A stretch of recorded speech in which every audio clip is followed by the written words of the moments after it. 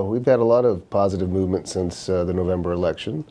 I'd say one of the most exciting that is more recent is our new sheriff, Rand Henderson, has come to the township and made some proposals that would dramatically shift the expense of our enhanced service contract and have the county pick up more of the local law enforcement expenses. They're an issue I've been working on for the last 4.5 years, so I'm excited to see that our new sheriff agrees that the county should provide the basic level of service and that our township should only be paying for enhanced services.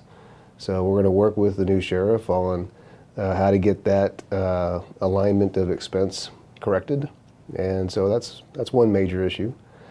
Other things we got going on, we have a legislative initiative, and we're going to be trying to clarify our enabling legislation. That is the legislators' action that created the township to begin with. And within that, it had the right to become a city in the future.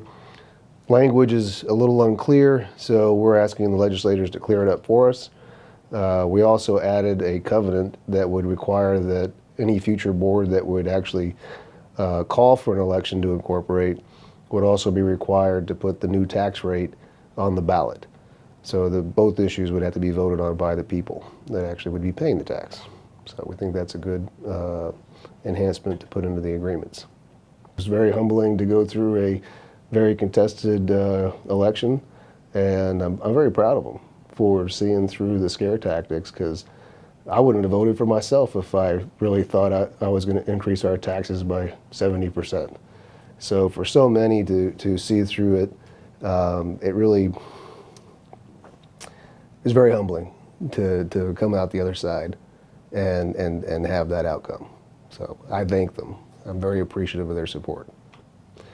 So a lot of stuff happening, and all you have to do is read the Villager, the Courier on a weekly basis. As far as Woodlands Parkway expansion goes, you now hear Commissioner Charlie Riley saying that project's dead.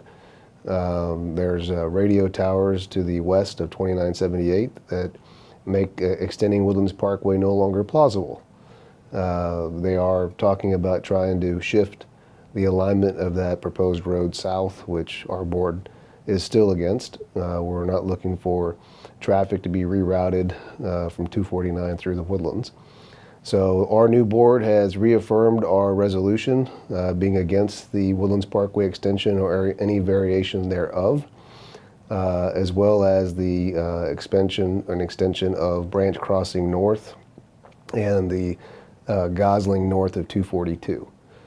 So we are trying to fight for our community to make sure that we don't have major thoroughfares coming through north, south, east, and west, because this is a peaceful community, in balance with nature, and we don't want the traffic noise, the crime that comes with that, and the air pollution and all the things that traffic can do to you. Well, we're mostly built out, so there's no new or very limited residential construction left in the Woodlands.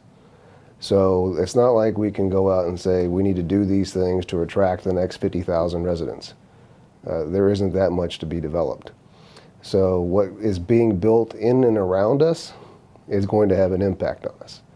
And so we're here to commit to the Woodlands community that the peaceful, in balance with nature environment that we all moved here for, that frankly we paid a premium to live in, that we protect that.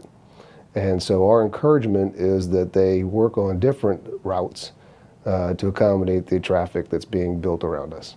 So expand 1488 to its widest potential, continue to work with 242, utilize the Grand Parkway. South of the Woodlands Parkway expansion, there's Hardin Store Road, there's 149, there's, Dobbin Huffsmith. We're not opposed to the county making investments in infrastructure in areas that already existing traffic patterns can be improved. What we are against is trying to put major thoroughfares through the heart of our community when the rest of the county has built loops around their cities. There's a loop being built around Magnolia, there's a loop around Conroe, and if we were a city of the Woodlands, we would be the largest city in the county. We'd be the 30th largest in the state. And because we don't have the statutory authority over our roads, Others are able to plan thoroughfares through us, whereas a city, we could force them to plan them around us, like the other cities of Montgomery County have done. This is, I moved here straight out of the military and raised my family here. All three of my sons born in the Woodlands. I own several companies. I started them all here in the Woodlands. Most of them have the Woodlands in the name of the actual company. And so I'm a little proud of our community. And having moved here when there was only 35,000 residents and seen the growth, and it's just phenomenal. We have a lot of great amenities, a lot of great parks, and the ability to move around within our community in a safe way. I want to protect that.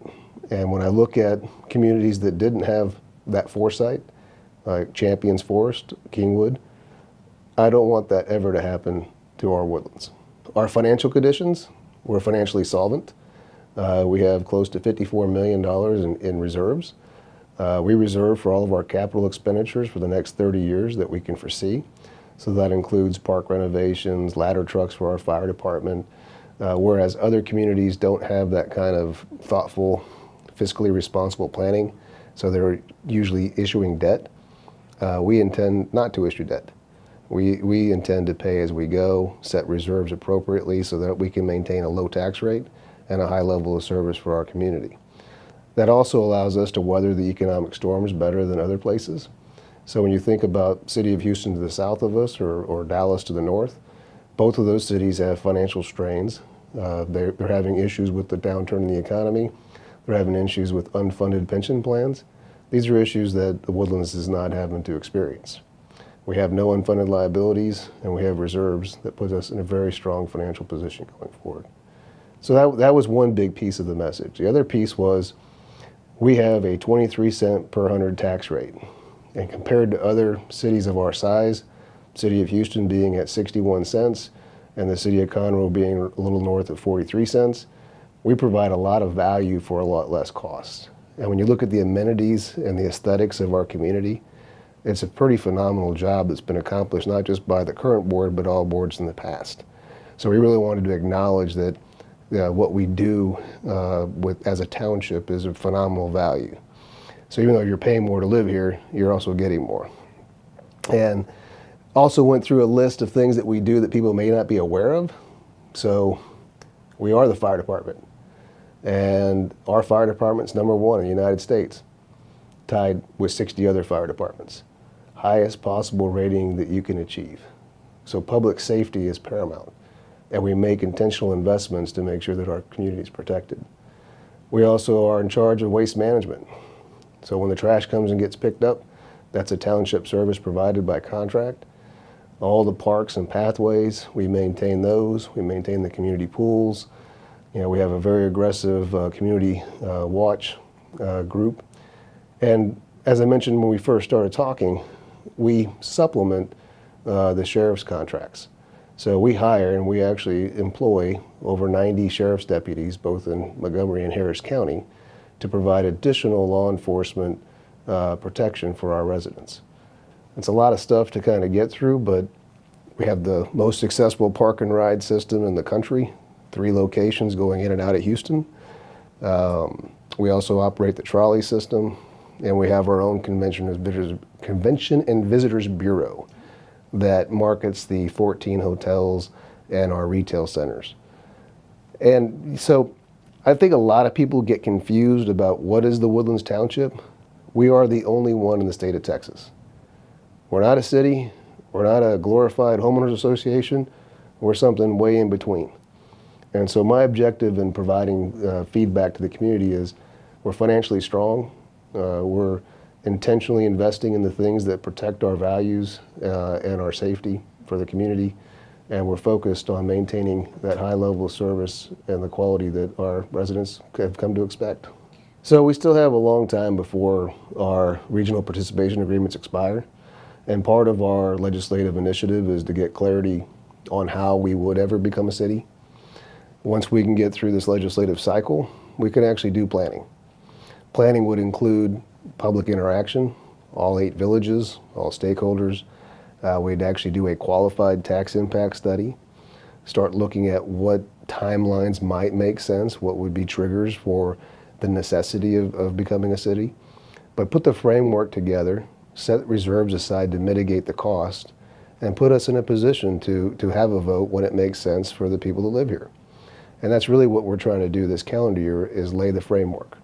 There is no current plan to incorporate now, despite all the advertising that was put out there in the fall. It doesn't exist. And all we're trying to accomplish is put us in the best financial position with a transition plan, with an actual strategy that says, here's what it looks like, here's what it would be. And part of that was, here's what it'll cost, here's the level of services you can expect the day after, and here's our transition plan. Because one of the things people don't really understand is it's not just about annexation. We have the city of Conroe and the city of Houston that have annexation rights to our hometown. But it's also about consolidated services, efficiencies, and making sure that we have a one Woodlands, where regardless if you live in Harris County or Montgomery County, Harper's Landing, College Park, Creekside Park, you know you're in the Woodlands. And today you can't say that that's how it all feels. It may look similar, but the feel and the services aren't the same. We have Montgomery County Sheriffs, Montgomery County Constables on this side. We have Harris County Constables, Harris County Sheriffs on the other side. Neither group can provide law enforcement on a consistent and organized basis because one county can't service the other side. So if we're ever going to have a one law enforcement approach, we have to have a police department. There's no good way to do that overnight. So we need to be working with the law enforcement agencies to figure out how do we work out a transition plan that's mutually beneficial, where our sheriffs and our constables know that the people we're hiring in a supplemental basis don't end up unemployed the day after we incorporate. That the protection that our community has come to enjoy will be there the day after. So we're working with those entities to say, okay, look, we all know this is the elephant in the room. What are we going to do when it happens? Interestingly enough, they're all very interested in that subject, and they're all willing to help. So we'll work with law enforcement on what does our police department need to look like? How much and when do you think we could actually even transition to it? Is it a multi-year phase in, or is it do we just continue to contract it out?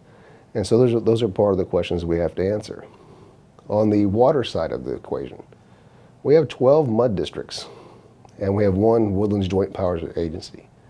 It's 13 entities not working in concert, providing water and sewage. Also working with the flood San Jacinto River Authority. If you start adding up all the different governmental entities that overlap within the Woodlands, it's north of 18. So my vision long-term for the Woodlands is a one Woodlands. The whole community having consolidated services, realizing those economies of scale and those efficiencies, bringing those and transitioning them over when it makes financial sense, when it makes service sense, and having that open dialogue to start that planning process. The Woodlands is awesome. We're going to be a community of excellence with high levels of services, financial strength for many years to come. And we, as your board of directors, always want the feedback. Whether you voted for me or not, we're here to serve you. And anything that they have as an issue, we want to be made aware of so we can help.